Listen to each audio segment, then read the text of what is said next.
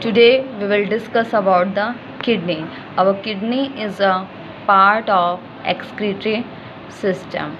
Okay student, firstly excretory system की अगर हम बात करें तो excretion in humans में मेन 4 organs ऐसे होते हैं that functions properly.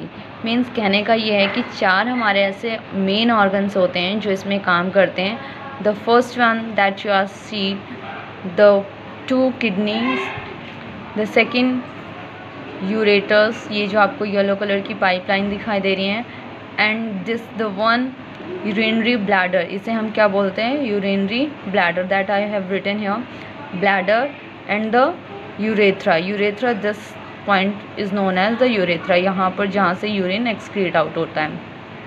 Okay student, kidneys जो होती हैं हमारे बीन शेप्ड ऑर्गन्स होते हैं. बीन शेप कहने का मतलब राजमा आपने देखे होंगे, जस्ट डिट्टो उसी कलर में, सेम टू सेम उसी कलर, ब्राउनिश कलर के होते हैं कुछ ये, और शेप भी इनकी कुछ उसी शेप की होती है. जब स्टूडेंट्स आप बच्चे होते हैं तो आपकी जो किडनी होती है, जितना आपका फिस्ट होता है, जो आपकी मुट्ठी जैसा कि आप इसे बंद करते हैं, तो इतने साइज़ होता है आपके किडनी का जब आप चाइल्ड एज में होते हैं. ओके स्टूडेंट्स, देखिए किडनी फंक्शन कैसे करती है. ये हमारी जो आप देख रहे हैं रेड एंड ब्लू कलर में जो मैंने आपको 2 पाइपलाइंस दिखाई दे रही हैं. The first one which is in blue in colour, it is our inferior vena cab. ये हमारी इंफीरियर वेना कैब होती है जो क्या करती, कैरीज डीऑक्सीजनेटेड ब्लड. ये हार्ट से डीऑक्सीजनेटेड ब्लड कैरी करके लेकर आती है, एंड देन ये डिफरेंट यहाँ पर देख रहे हैं आप, ये दोनों किडनी को ट्रांसपोर्ट कर देती है. Okay student, this is the left kidney and this is our right kidney. ये हमारी जो रेड कलर की आप पाइपलाइन देख रहे हैं, दैट इज़ द आयोर्टा, जो आपके हार्ट में भी आपको देखने को मिलती है. ओके स्टूडेंट, ये जो आप येलो कलर की ट्यूब लाइन पाइपलाइन देख रहे हैं, दैट इज़ यूरेटर. ये क्या करती है, जो हमारा किडनी के पास ब्लड आता है, ब्लड जब ये वेन्स कैरी करके लेकर आती हैं तो उसमें उस ब्लड में बहुत सा लिक्विड मटेरियल ऐसा होता है जो कि वेस्ट कंटेन करता है ब्लड. तो किडनी का फंक्शन क्या होता है student, it's function is to take out, to filter the blood and collect the liquid waste material. तो ये liquid waste material को collect करती है, and that we call urine, जिसे हम यूरिन बोलते हैं, and then ये यूरेटर से इसको slowly यूरिनरी ब्लैडर में पास आउट करती है. ये दोनों किडनी का सेम फंक्शन होता है, एंड ये दोनों किडनी हमारी सेम टाइम पर फंक्शन अपना प्रॉपरली करती रहती हैं. देखिए यहाँ पर स्टूडेंट्स, ये जो आपको यूरेथ्रा दिखाई दे रहा है, यहाँ पर एक लॉकआउट कह सकते हो आप, लॉक की तरह एक सिस्टम होता है. फर्स्टली आपका जितना भी यूरिन होता है वो जाकर यहाँ यूरिनरी ब्लैडर में कलेक्ट होता है, and after that it slowly pass out. ये तब धीरे धीरे जब उसमें excess amount of urine collect हो जाता है, देन ये लॉक ओपन होता है, एंड देन इट आप यूरिन करते हैं. ओके स्टूडेंट, ये तो फंक्शन था यूरिन का, सॉरी मीन्स किडनी का फंक्शन था. किडनी क्या करती है, ये आपका जितना भी आपके ब्लड में से लिक्विड वेस्ट होता है उसको कलेक्ट करती है, फिल्टर करती है, एंड यूरिनरी ब्लैडर में सेंड करती है यूरेटर के थ्रू, एंड देन यूरेथ्रा से वो पास आउट हो जाता है. देखिए तो कॉमन फंक्शन है जिसे हम लोग सब लोग जानते हैं. किडनी का और भी बहुत सारा फंक्शन होता है, जैसे कि हमारे पीएच वैल्यू, हमारे ब्लड में, हमारे यूरिन में जो पीएच होता है उसको मेंटेन करके रखता है. एसिड्स को मेंटेन, टॉक्सिक हमारे बॉडी में जो ब्लड होता है उसमें बहुत सारे टॉक्सिक मीन्स कह सकते हो आप, ऐसे हार्मफुल मटेरियल होते हैं जिनको ये फिल्टर करता है. और अगर सपोज दैट किसी भी एक पर्सन की किडनी ख़राब हो जाती है, अगर सिंगल किडनी उसकी ख़राब हो जाती है, देन वो एक किडनी फंक्शन कर रही है तो वो कुछ लिमिट तक सर्वाइव करता है. बट अगर उसकी दोनों ही किडनी ख़राब हो जाती हैं तो उस पर्सन का डेथ हो जाती है, उसकी लाइफ हेल्दी भी नहीं रहती है, वो सर्वाइव नहीं कर पाता है, क्योंकि ये ब्लड को फिल्टर सबसे ज़्यादा मेन इंपॉर्टेंट फंक्शन होता है किडनी का हमारे पूरे ऑर्गन्स के अंदर. तो अगर किसी भी पर्सन की किडनी ख़राब हो जाती है तो वो या तो किस तरीके से हेल्प मतलब सर्वाइव कर सकता है, या तो हम उसकी किडनी ट्रांसप्लांट कर दें, मींस इन दोनों किडनी को रिमूव करके किसी हेल्दी पर्सन की किडनी इसमें लगा दें, और या फिर रेगुलर उसे डायलिसिस करवाना पड़ता है। आपने सुना होगा डायलिसिस एक ऐसा प्रोसेस होता है जिसमें कि बहुत सारी मशीनरीज़ के थ्रू हम उस पर्सन की पूरी बॉडी का ब्लड जो है मशीनरीज से फ़िल्टर करके दोबारा से उसके बॉडी में ट्रांसफ़र करते हैं। ये डायलिसिस का प्रोसेस होता है। ओके स्टूडेंट, मैंने आपको आयोडा के बारे में बता दिया, right kidney, ureter, urethra, urinary bladder and left kidney, inferior vena cap. जैसे कि आप देख रहे हैं ये हमारी ब्लू कलर की जो है ये हमारी इंफीरियर वेना कैप है। द रेड वन इसको हम क्या बोलेंगे, superior vena cap, SUPERIOR, superior vena cap. Okay student, जो ये हमारा आप देख रहे हैं रेनल आर्टरी, स्टूडेंट्स जो आप ये रेनल आर्टरी जो है वो हमारी ये जो रेड कलर की लाइंस जा रही हैं यहाँ पे ट्यूब, इसे हम रेनल आर्टरी बोलते हैं। एंड ये जो ब्लू कलर की है इसे हम रेनल वेन कहते हैं। वेन जो है वेना कैप से, इंफीरियर वेना कैप से जुड़ी होती है, और रेनल आर्टरी जो है वो हमारी सुपीरियर वेना कैप से जुड़ी होती है। ओके स्टूडेंट, अब इनका फंक्शन देखते हैं क्या है। रेनल आर्टरी जो है वो provide blood supply to the kidney, ये ब्लड सप्लाई करती है हमारा किडनी तक, ये ब्लड लेकर के आती है। ओके स्टूडेंट, ब्लड लेकर आती है। एंड द रेनल वेन जो है वो क्या करती है, ब्लड को ड्रेन ब्लड फ्रॉम किडनी, जो ड्रेन किया हुआ ब्लड रहता है उसको वापस से कैरी करके ले जाती है। ओके स्टूडेंट, नाउ मैंने आपको इंफीरियर वेना कैप का फंक्शन बताया ही था, ये ऑक्सीजनेटेड ब्लड को ट्रांसफ़र करती है from kidney. And superior vena cap जो है वो क्या करती है कि जो रेनल वेन्स हैं वो किडनी से ब्लड को ड्रेन करके लेके आती हैं, देन ये इंफीरियर वेना कैप उसे किडनी से कलेक्ट करता है और फिल्टर करके वापस से भेज देता है। I hope student you will very easily get understood what this diagram depict to you. Have a good day students. Students, I Neetu Yadav welcome all students in our YouTube channel of online classes. So students, in today's video we study about science quiz question answer which are for class 6 to class 8. So in this video your first question is students, eardrum is a part of, जो eardrum है वो किसका part है, किसका हिस्सा होता है? Answer है हियरिंग ऑर्गन। मतलब eardrum में क्या है, हमारा हियरिंग ऑर्गन, जो हम चीज़ सुनते हैं उस चीज़ में हेल्प करता है, सुनने में आपका ईयर ड्रम है वो हेल्प करता है। तो जो ईयर ड्रम है वो किसका पार्ट होगा, जो हियरिंग ऑर्गन है, जो ऑर्गन हमें सुनने में हेल्प करता है उसका हिस्सा है। Second question is student, sound is kind of, जो साउंड है किसका टाइप है, किस तरह का है, क्या किस वजह से जो साउंड है, मतलब किसकी हेल्प से हम साउंड कर सकते हैं? तो आंसर एनर्जी। अगर हमारे पास जैसे हम किसी चीज़ को स्लो बोलते हैं, कुछ लाउडली बोलते हैं, तो लाउडली जब हम बोलते हैं लाउडनेस के, तो हमें ज़्यादा एनर्जी चाहिए होती है, तो sound is a kind of energy होती है। थर्ड इज़ फोना इंडिकेट्स फोर। अभी कह रहा है जो फोना एक टर्म आती है आपकी बायोलॉजी में, ये किसको इंडिकेट्स करती है, मतलब क्या चीज़ है जिसको फोना इंडिकेट्स करती है बायोलॉजी लैंग्वेज में? तो आंसर है एनिमल्स। ठीक है। Question number fourth students, pigmentation of skin is due to, जो हमारे स्किन में पिगमेंटेशन होता है, कलर होता है वाइट, आपका ब्लैकिश, ग्रेइश, आपका थोड़ा पर्पलिश कलर, जो आपकी स्किन के अलग अलग टाइप स्किन टोन होते हैं, वो किसकी वजह से, कौन से पिगमेंट की वजह से होता है? तो आंसर है मेलानोसाइट्स। मेलानिन और मेलानोसाइट्स, इन पिगमेंट्स की वजह से आपके स्किन का एक कलर होता है। Fifth question is student, pollen grain in plant are produced in which part of plant. अब क्या कह रहा है, जो पोलन ग्रेन होता है प्लांट के अंदर वो प्लांट के किस पार्ट हिस्से से प्रोड्यूस होता है? तो आंसर फ्लावर के अंदर ही पोलन ग्रेन होते हैं। ठीक है। Next question number 6 is, ptyalin is an enzyme produce in which gland.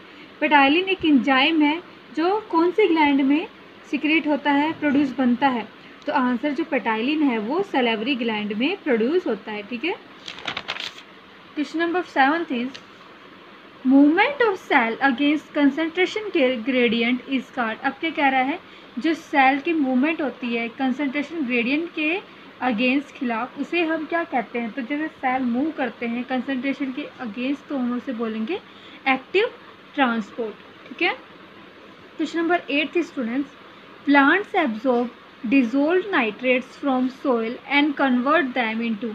अब जो प्लांट है, आपको पता है प्लांट नाइट्रेट्स कहाँ से ऑब्जर्व करते हैं? सोइल से ऑब्जर्व करते हैं। तो जो प्लांट ने ये डिजोल्व नाइट्रेट ऑब्जर्व किए हैं सोइल से एंड कन्वर्ट दैम, इसको डिजोल्व नाइट्रेट्स को वो कैसे कन्वर्ट करेगा ताकि उसको एटमॉस्फेयर में फ्री कर सके? तो आंसर फ्री नाइट्रोजन में कन्वर्ट करता है प्लांट एब्जॉर्ब नाइट्रोजन को। ठीक है। Question number 9 students, plants that grow in saline water are called. Plants, saline का मतलब होता है नमकीन, मतलब खारा पानी। तो प्लांट जो सलाइन वाटर में ग्रो करते हैं उन्हें हम क्या कहते हैं? क्या टर्म दी गई है उसके लिए? तो आंसर है halophytes. Plants that grow in saline water are known as halophytes. Question number 10 students, plants hormone that induces cell division. अब क्या कह रहा है? प्लांट हार्मोन जो सेल डिवीजन को इंड्यूस करता है, कम करता है, उसे हम क्या कहेंगे? तो आंसर है काइनिन्स। ठीक है। जो प्लांट हार्मोन जिससे हम इंड्यूस कर रहे हैं उसे हम सेल डिवीज़न कहते हैं। वो किसकी मदद से हो रहा है? काइनिन। जो काइनिन हार्मोन होता है, एक प्लांट हार्मोन है जो सेल को डिवाइड, प्लांट के जो सेल डिवाइड करते हैं उसमें हेल्प करता है, इंड्यूस करता है, उसे कम करता है, ज़्यादा करता है, ये सब आपसे है। 11th question is the most abundant rare gas in the atmosphere is. आपने काफ़ी इसमें देखा, जो मोस्ट अबंडेंस एटमोसफेयर में ऐसी कौन सी अबंडेंट रेयर गैस है जो फाउंड होती है? तो आंसर है एर्गोन, और एर्गोन को हम AR से डिनोट करते हैं केमिकली टर्म में। ठीक है। तो argon is most abundant rare gas in atmosphere. Question number 12 students, the inherited traits of an organism are controlled by. अब जो इनहेरिटेड ट्रेट होते हैं किसी भी ऑर्गेनिज्म के, वो किस चीज़ से कंट्रोल होते हैं? तो आंसर है DNA मोलिक्यूल्स से। जो DNA मोलिक्यूल्स होता है, DNA मतलब डीऑक्सी राइबोन्यूक्लिक एसिड, ये हेल्प करता है जो ट्रेट एक फादर मदर से जो ट्रेट्स चिल्ड्रन में जाते हैं उसको पास करने, उसको कंट्रोल करने में DNA मोलिक्यूल्स हेल्प करते हैं।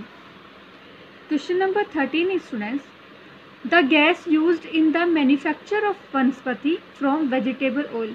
वेजिटेबल ऑयल से जब वनस्पति बनाया जाता है तो उसमें कौन सी गैस का इस्तेमाल किया जाता है उसके मैन्युफैक्चर के लिए?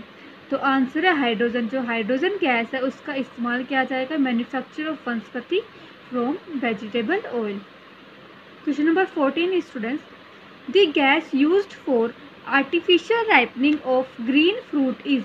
जो आर्टिफिशियल राइपिंग किसी भी ग्रीन फ्रूट को पकाने के लिए, आर्टिफिशियल राइप करने के लिए ऐसी कौन सी गैस है जिसका इस्तेमाल किया जाता है? तो आंसर है स्टूडेंट्स इथाइलिन। नॉर्मली फ्रूट्स में इथाइलिन गैस है प्रोड्यूस होती है, पर वो क्या करती है, इथाइलिन इतने लेवल पे होता है कि वो धीरे धीरे किसी भी फ्रूट को राइपन कर सके, पूरा पका सके। लेकिन इथाइलिन गैस जब लार्ज अमाउंट में दी जाती है तो जल्दी मतलब कम समय में के अंदर ही अंदर कोई भी फ्रूट है वो राइपन हो जाता है। ठीक है। इसलिए इथाइलिन गैस का इस्तेमाल artificial ripening of green fruit किया जाता है। Question number 15 students, the men active constituent of T and coffee. T और कॉफ़ी का मेन एक्टिव कंस्टिट्यूएंट कौन? तो स्टूडेंट्स इसमें क्या था? 15 क्वेश्चन में the men active constituent of T and coffee, जो टी और कॉफ़ी में ऐसा कौन सा मेन एक्टिव कंस्टिट्यूएंट होता है? तो आंसर कैफीन।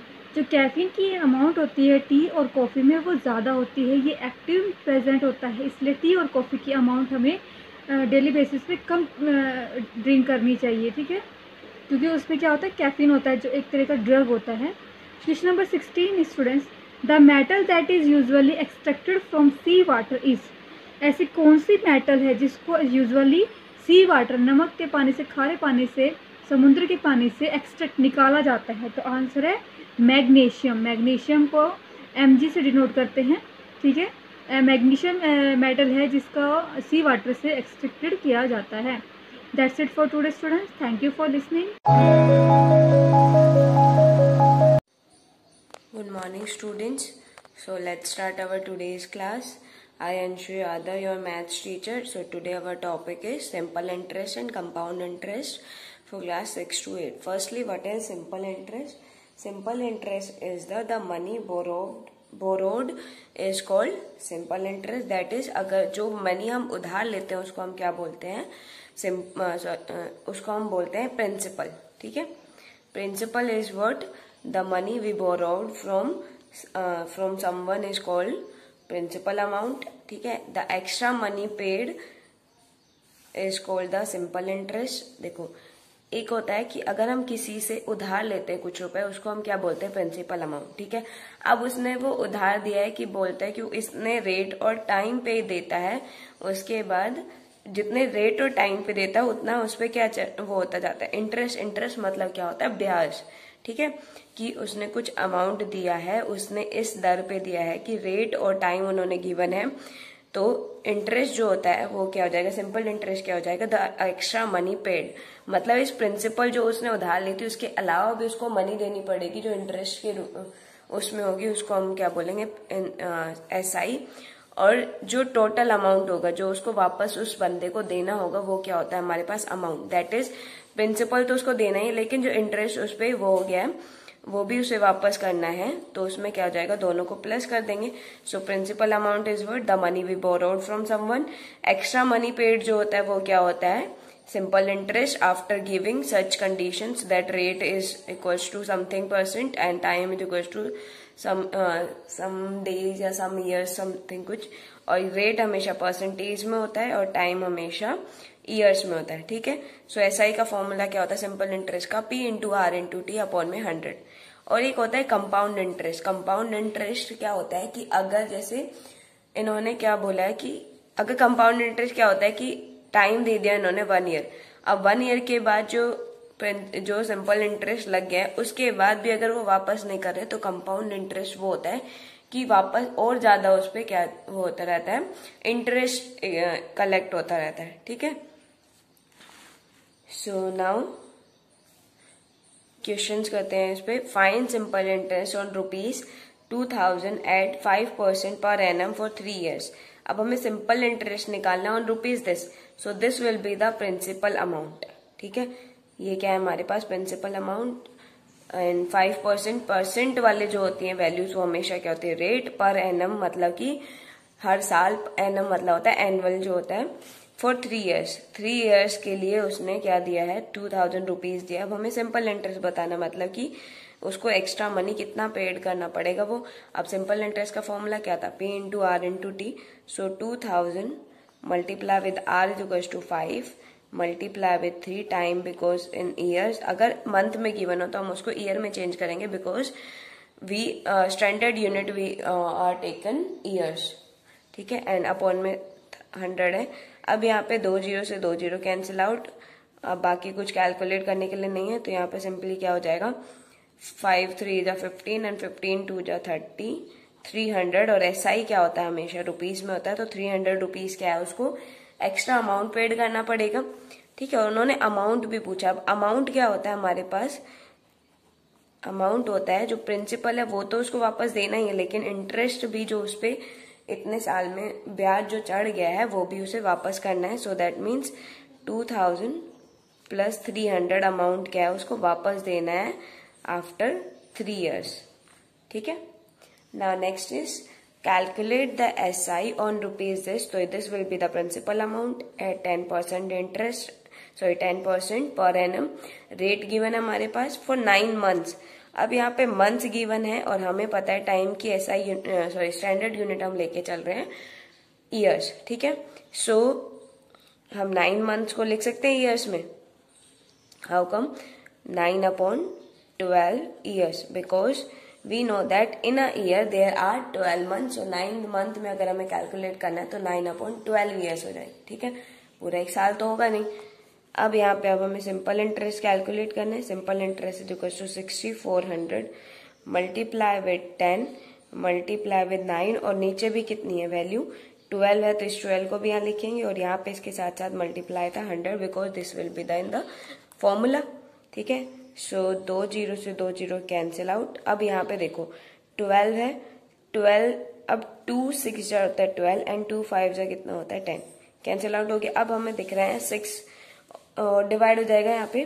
सो 2 3 जा 6 एंड 2 3 जा एंड 2 2 जा ठीक है। अब 3 यहाँ पे बचा और 3 से यहाँ पे कोई डिवाइड होगी वैल्यू, 32 नहीं होती, 5 नहीं होती, 9 हो सकती है डिवाइड, तो 3 1 जा 3 एंड 3 3 जा 9। सो आंसर विल बी 15 और 15 2 जा 30, 3 15 45 एंड 48। सो सिंपल इंटरेस्ट आ गया हमारे पास 480 रुपीज, ठीक है। और ऑल्सो फाइंड अमाउंट। अमाउंट क्या होता है? The extra money paid plus में प्लस में प्रिंसिपल अमाउंट। तो 64 तो प्रिंसिपल उसको वापस करना ही और उसके साथ इंटरेस्ट भी करना है, and that will be 480। So 0 8 8 and this, so this amount he must return it to the जिससे उसने मनी लिया उसी को ही, तो to the person that he borrowed money, ठीक है। So that is all for today. Thank you, have a nice day. Good morning students. आज का श्लोक लिखते हैं बेटा। आज हमारा टॉपिक है मेरा विद्यालय। मैं ए रे अ मेरा विद्यालय, व ए दे ये आ ले ये विद्यालय, मेरा विद्यालय। तो सबसे पहले विद्यालय के बारे में कि किसी भी राष्ट्र की सर्वोत्तम निधि, किसी के ई से ई किसी, भ ई भी किसी भी राष्ट्र की सर्वोत्तम निधि, सर्वोत्तम सर्व प्लस उत्तम, सर्वोत्तम निधि न ई ध ई निधि, उस राष्ट्र की रे आ आधा से ट नीचे रे राष्ट्र के बच्चे हैं, व आधा च पूरा च ए बच्चे हैं। किसी भी राष्ट्र की सर्वोत्तम निधि उसके बच्चे हैं, निधियां नहीं खजाना। और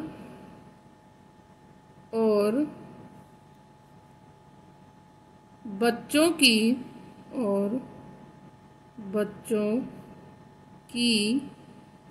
निधि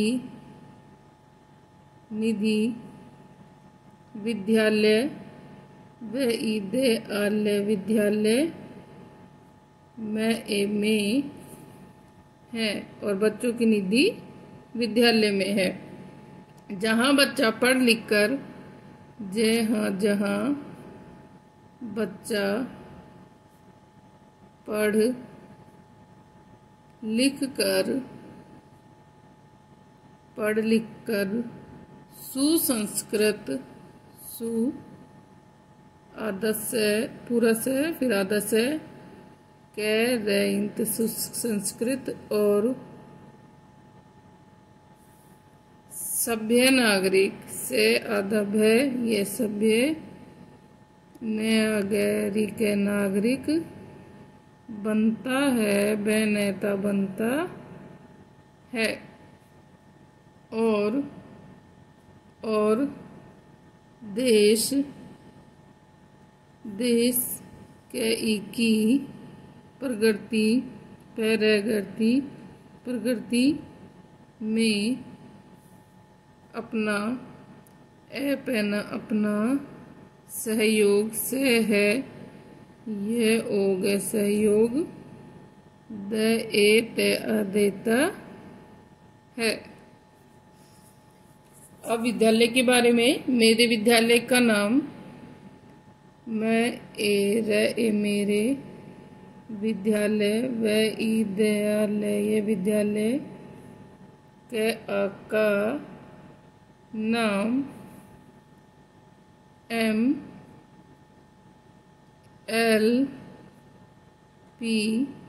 MLP नेशनल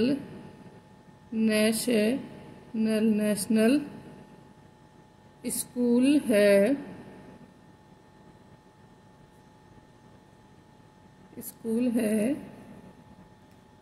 यह राजपुरा में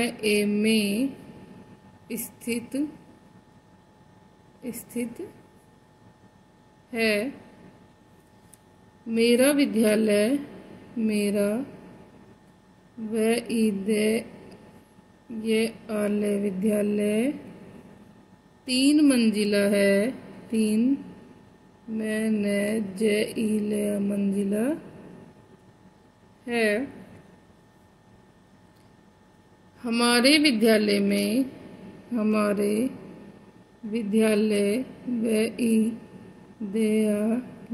विद्यालय में 80 कमरे मेरे कमरे हैं। प्रत्येक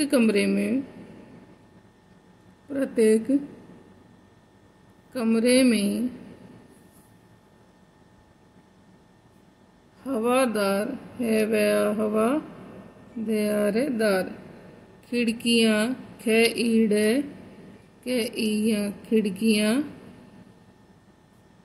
खिड़कियाँ हैं। विद्यालय में सफाई का विशेष ध्यान रखा जाता है। विद्यालय में सफाई सफाई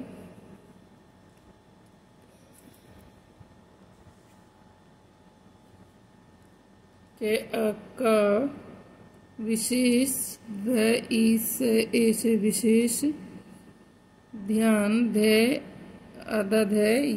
ध्यान रखा जाता है। प्रत्येक कमरे में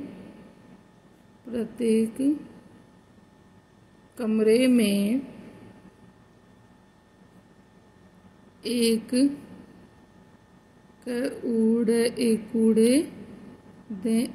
दान की व्यवस्था है। व्यवस्था है। हमारे विद्यालय में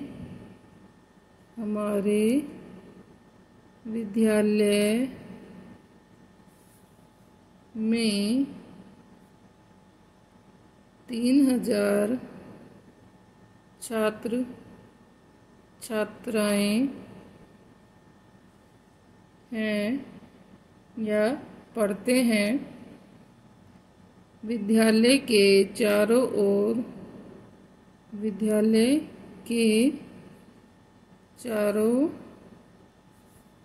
ओर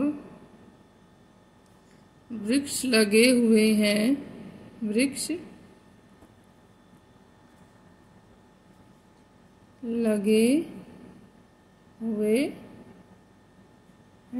लगे हैं।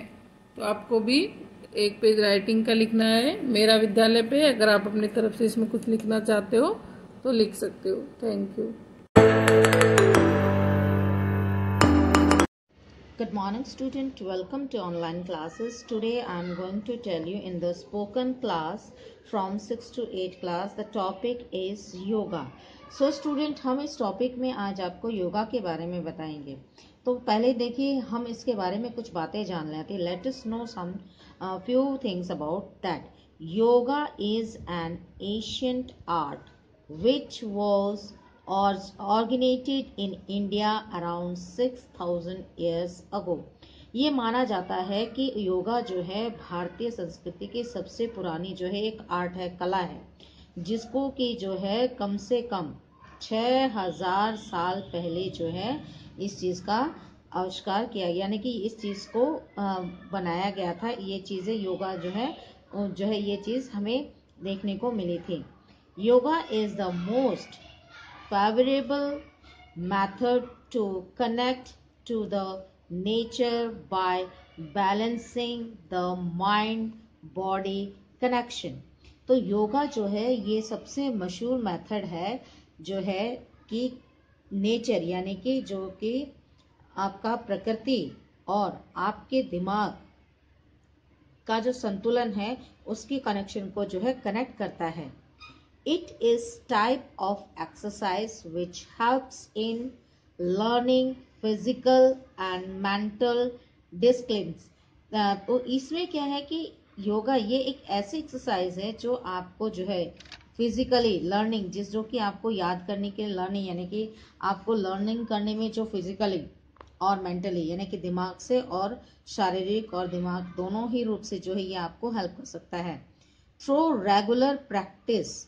और ये जो है योगा की अगर आप रेगुलर प्रैक्टिस करते हैं तो आपका माइंड और फिजिकल बॉडी का बैलेंस जो है वो बना रहेगा। It was originated in India long years ago in ancient time। और ये बहुत ही पुराना तत्व जो है पुरातत्व जो है समय से, पौराणिक समय से ये चीजें जो है चली आ रही हैं। Earlier people belonged to the Buddhism and Hinduism were used to of the yoga and meditation।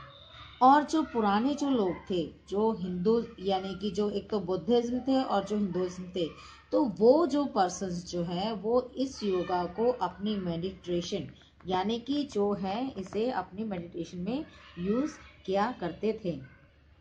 Now various type of yoga are jnana yoga, भक्ति योगा, कर्मा योगा और हत्या योगा।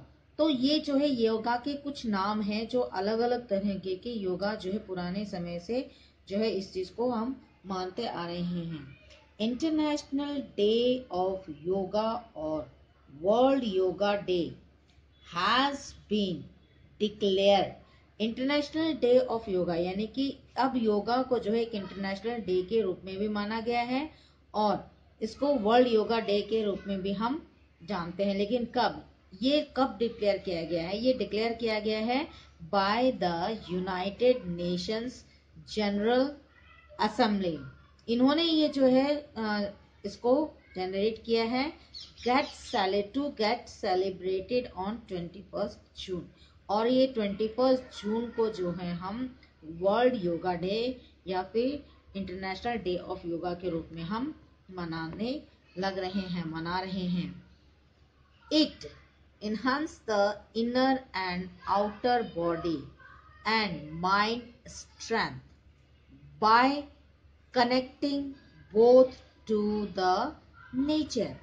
और जो योगा के थ्रू जो है क्या है, इनहेंस होती है सारे इनर और आउटर बॉडी का, यानी कि हमारे शरीर के आंतरिक और बाह्य जो चीजें हैं उनको जो है दिमाग से संतुलित करके और इन दोनों को जो है साथ मिला करके जो है नेचर यानी कि प्रकृति को जो है साथ लेकर के इस चीज का आभास हमें होता है। Yoga is a science of living healthy life forever. और योगा एक ऐसा माध्यम है विज्ञान का जिसके द्वारा हम अपने जो है जीवन को हेल्दी लाइफ हमेशा के लिए बना सकते हैं। अब हम एक चीज और जानते हैं योगा के बारे में। The word yoga is drive from the Sanskrit word use. और जो ये है वर्ड जो योगा आया है ये संस्कृत का शब्द है युज। इसका मतलब है विच मीन्स यूनियन। इसका मतलब है यूनियन यानी कि एक से एक जो है साथ मिलना। Yoga helps in achieving union of mind and body with a sense of harmony and consciousness। इसका मतलब क्या है कि योगा जो है किस चीज में हेल्प करती है? ये इसका जैसे कि योगा वर्ड का नाम ही यूनियन है, संस्कृत वर्ड से ये निकला हुआ है, तो इसका मतलब है कि हमारे जो माइंड है और हमारा जो शरीर है इन दोनों का यूनियन जो है बनकर के जो है हमारे जो है इसमें शरीर के जो तत्व हैं और इसको जो है हम कॉन्शियसनेस की करें यानी कि हमारे अंदर जो भावनाएं फीलिंग्स हैं उसको हम योगा के द्वारा अपना कंसंट्रेट कर सकते हैं और इससे हमारी जो है काफ़ी हेल्प मिलती है हमारे फिजिकली और मेंटली लाइफ में।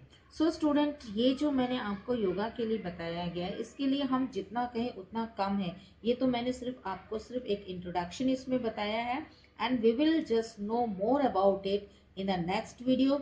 सो स्टूडेंट, आपको क्या करना है, इसे ध्यान से देखिए, पढ़िए, समझिए और आपको ये वीडियो लाइक करनी है, शेयर करनी है और अपने इस चैनल को सब्सक्राइब करना है और साथ ही साथ बेल आइकन पे क्लिक करना ना भूलें। Thank you, take care and bye. Students, this is our topic. Our next debate topic is science is a boon or a bane. It means science हमारे लिए advantages और disadvantages क्या होती हैं science की.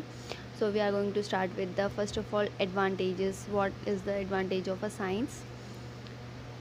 It boosts defense system of a nation. If a country have advanced fighter planes, missiles, etc., then its border citizens are more safe. It means जो हमारी planes है, fighter planes हैं, missiles हैं, वो advanced हैं, वो हमारी कंट्री के लिए हेल्पफुल हैं कि हम अगर हमारे पास एडवांस्ड फाइटर प्लेन्स होंगे तो we are helpful to fight with against our enemies और आर कॉन्फ्लिक्ट्स ईजीली. हम उनके साथ अच्छे से लड़ पाएंगे और जो हमारे सिटीजन्स हैं और जो बॉर्डर्स पे जो हमारे आर्मी सोल्जर्स हैं वो ज़्यादा सेफ होंगे. It helps in finding answers to the unsolved questions like how universe is created, life on other planets, etc. अगर हमें कुछ questions के answers find out करने होते हैं तो we are going to start searching on Google and that is according to our scientist ने ही उन्हें इसे invent किया है Google को. It helps वो हमें आंसर्स फाइंड आउट करने में जो अनसॉल्व्ड क्वेश्चंस हैं वो हमारे हेल्प करते हैं. For an example I will give you an example कि जो लाइफ है अदर प्लैनेट्स पे वो कैसे क्रिएट हुई, कैसे स्टेबल है, they are the questions. Next point is related to our treatments. With it, treatment and vaccines are possible for numerous diseases. जो अलग अलग डिजीज़ होते हैं आजकल, अलग अलग डिजीज़ के अकॉर्डिंग हमें जो ट्रीटमेंट मिल रहे हैं just because of the science. Doctors के अकॉर्डिंग ही हमें वैक्सीन्स दिए जाते हैं, उनके अकॉर्डिंग ही हमें ट्रीटमेंट दिया जाता है. And research for other diseases are carrying out. Nowadays corona virus is very harmful for us.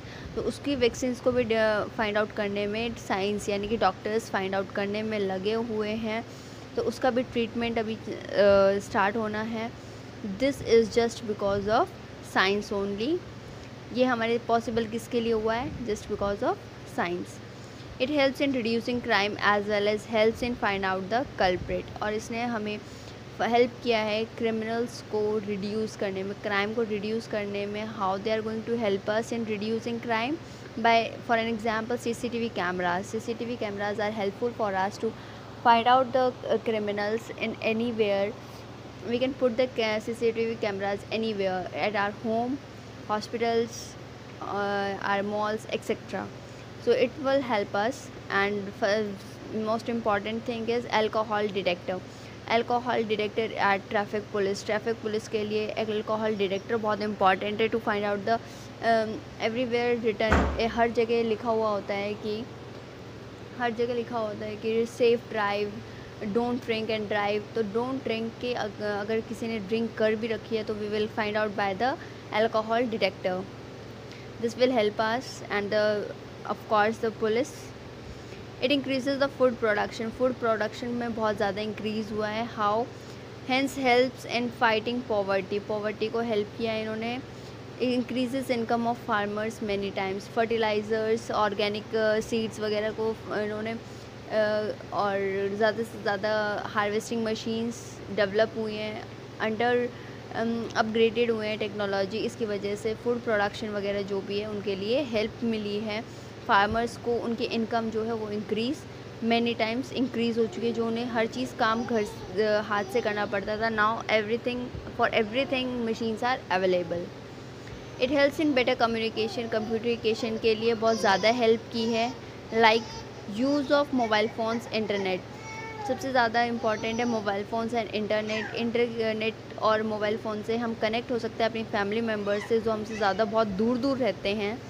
And it also helps in gathering knowledge through internet. और हमें इंटरनेट के थ्रू हम नॉलेज इकट्ठा कर सकते हैं फॉर एनी पर्पस. हमें किसी भी टॉपिक के रिगार्डिंग कोई भी एडवांटेज चाहिए या किसी की डिसएडवांटेज चाहिए या किसी के बारे में कोई भी इंफॉर्मेशन कलेक्ट करनी है, हमें नॉलेज गैदर करनी है, इकट्ठी करनी है, we can do with the help of internet. और मोबाइल फ़ोन्स के थ्रू हम किसी भी कितनी भी दूर हो कोई हमसे उससे कनेक्ट हो सकते हैं. So thank you everyone. Tomorrow we are going to discuss about the brain, how the disadvantages help in the science. Thank you everyone. Morning students, this is our GK class for 6 to 8 and our today's topic is our state Haryana, हमारा राज्य Haryana. Meaning of Haryana derived from Sanskrit word Hari plus Ana. Hari means the Hindu god Vishnu and Ana means home. कि हरियाणा जो शब्द है वो संस्कृत भाषा के Hari plus आना से निकला है और हरि का मतलब होता है द हिंदू गॉड विष्णु, जो हमारे विष्णु भगवान है, और आना का मतलब होता है होम, घर. ठीक है, तो Haryana means the abode of God, कि भगवान का घर या भगवान का गृह. Area of Haryana 44,212 kilometre square. ठीक है, कि 44,212 स्क्वायर किलोमीटर हरियाणा का एरिया है और ये इंडिया के अंदर 22वें नंबर पे आता है, क्योंकि हमारे जो 28 स्टेट्स और 8 यूनियन टेरिटरीज हैं उनके अंदर हरियाणा का एरिया वाइज नंबर कौन सा है, 22वां है. Population of Haryana 2.54 crore. ये 2011 की जो जनगणना हुई थी, सेंसस हुई थी, उसके अकॉर्डिंग है. अभी 2021 में अपनी नई जनगणना होगी, नई सेंसस आएगी, तो उसके अकॉर्डिंग जो नई जनगणना होगी वो हम देख लेंगे. ठीक है, तो हरियाणा की जनसंख्या कितनी है, 2.54. अब हमारे कुछ क्वेश्चंस हैं Haryana based. When was Haryana formed, कि हरियाणा राज्य कब बना, तो 1 नवंबर 1966 को बना, सेपरेटेड फ्रॉम पंजाब, पंजाब से अलग होके. पंजाब और हरियाणा पहले एक ही राज्य थे, लेकिन 1 नवंबर 1966 को हरियाणा और पंजाब अलग अलग राज्य बन गए. Name the capital of Haryana, Haryana की कैपिटल का क्या नाम है, तो चंडीगढ़ है, और पंजाब की भी कैपिटल क्या है, चंडीगढ़ ही है, और चंडीगढ़ एक यूनियन टेरिटरी भी है. Our next question is who was the first CM of Haryana, कि हरियाणा का पहला मुख्यमंत्री कौन था, तो कौन था, पंडित भगवत दयाल शर्मा. कौन थे हरियाणा के फर्स्ट सीएम. जब हरियाणा 1 नवंबर 1966 को आज़ाद हो गया, मतलब पंजाब से अलग हो गया, तो सीएम भी बना हरियाणा के अंदर, तो कौन बने थे, Pandit Bhagwat Dayal Sharma. Who is the present CM of Haryana, जो हरियाणा के वर्तमान सीएम है वो कौन है, मनोहर लाल खट्टर. कौन है हरियाणा के वर्तमान सीएम, वर्तमान मुख्यमंत्री, Manohar Lal Khattar. Our next question is who was the first governor of Haryana, कि हरियाणा का पहला राज्यपाल कौन था, तो कौन था, धर्मवीरा. कौन था पहला राज्यपाल, धर्मवीरा था. Next question who is the present governor of Haryana, कि हरियाणा का प्रेजेंट गवर्नर कौन है, तो है सत्यदेव नारायण आर्य. कौन है, सत्यदेव नारायण आर्य. ठीक है, तो अपने पहले सीएम कौन थे, पंडित भगवत दयाल शर्मा, और पहले गवर्नर कौन थे, धर्मवीरा, और प्रेजेंट के सीएम कौन है, मनोहर लाल खट्टर, और जो गवर्नर है वो है Satyadev Narayan Arya. Next question who is the education minister of Haryana, कि हरियाणा के एजुकेशन मिनिस्टर कौन है, तो कौन है, मिस्टर रामविलास शर्मा. कौन है, mister Ramvilas Sharma, education minister है ये, शिक्षा मंत्री. Our next question is how many districts in Haryana, Haryana के अंदर कितने डिस्ट्रिक्ट हैं, कितने जिले हैं, तो कितने डिस्ट्रिक्ट हैं, 22 डिस्ट्रिक्ट हैं. Next question name the 22nd district and when was it formed, कि जो 22वां डिस्ट्रिक्ट है वो कब, कौन सा था और कब बना, तो कौन सा था 22वां district, Charkhi Dadri. It was formed on 16 November 2016. It is the part of Bhiwani district, कि कौन सा था, तो कौन सा डिस्ट्रिक्ट था, चरखी दादरी, और ये कब बना था? 16 नवंबर 2016 को ये बना था। और ये कहाँ से अलग होके बना था? भिवानी डिस्ट्रिक्ट से अलग होके ये बना था। ठीक है। Name the districts which are renamed and when, कि उन राज्यों के नाम बताइए जिनके नाम बदले गए हैं और कब बदले गए हैं। तो कौन कौन से हैं? गुरगोन है जिसका नाम गुरुग्राम हुआ है, मेवात है जिसका नाम नू पड़ गया है, और कब हुआ? ऑन 27 सितंबर 2016। कि देखो 16 नवंबर को तो कौन बना? चरखी दादरी एक नया राज्य बना था, सॉरी डिस्ट्रिक्ट बना था। और जो डिस्ट्रिक्ट है गुरगोन और मेवात वो बदले गए थे 27 सितंबर को, मतलब चरखी दादरी के डिस्ट्रिक्ट बनने से पहले ही बदले गए थे। Now we read the names of our 22 districts. तो हमारे जो 22 डिस्ट्रिक्ट हैं उनके नाम क्या क्या हैं?